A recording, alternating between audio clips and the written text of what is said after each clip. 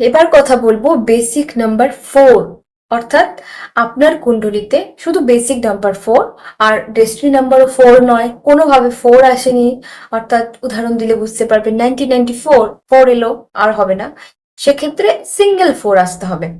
Basic number 4 এলে আপনাদের মধ্যে যে কোয়ালিটিটা থাকবে সেটা হচ্ছে আপনারা ইলেকট্রনিক জিনিসপত্র খুব পছন্দ করবেন, এবং যেটা এক্সপেন্সিভ ইলেকট্রনিক জিনিসপত্র আপনারা পছন্দ করবেন। ইলেকট্রনিক জিনিস আপনাদের খারাপও হবে কিন্তু বেশি, অর্থাৎ আজকে ফোন ভেঙে গেল, কালকে হেডফোন ভেঙে গেল, কালকে টিভি কিছু একটা হলো, এরকম হবে।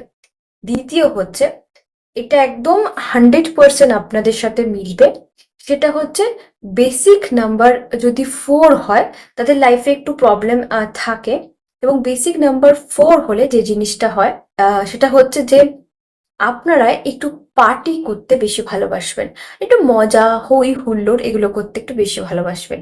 এবার কথা হচ্ছে যে আহ, এই যে বেসিক নাম্বারগুলো আমি বলছি বা জিনিসগুলো বলছি, এগুলো কখন আপনি দেখছেন, মানে আপনার এজ কত সেটার উপর ডিপেন্ড করছে। কারণ নিউমোলজিতে অ্যাক্টিভেশনের একটা ব্যাপার আছে, অর্থাৎ কিছু বছর বেসিক নাম্বার অ্যাক্টিভ থাকে সে ব্যক্তিটার ওপর, তারপরে কিছু বছর বাদ দিয়ে ডেস্টিনি নাম্বার অ্যাক্টিভ হয়ে যায়।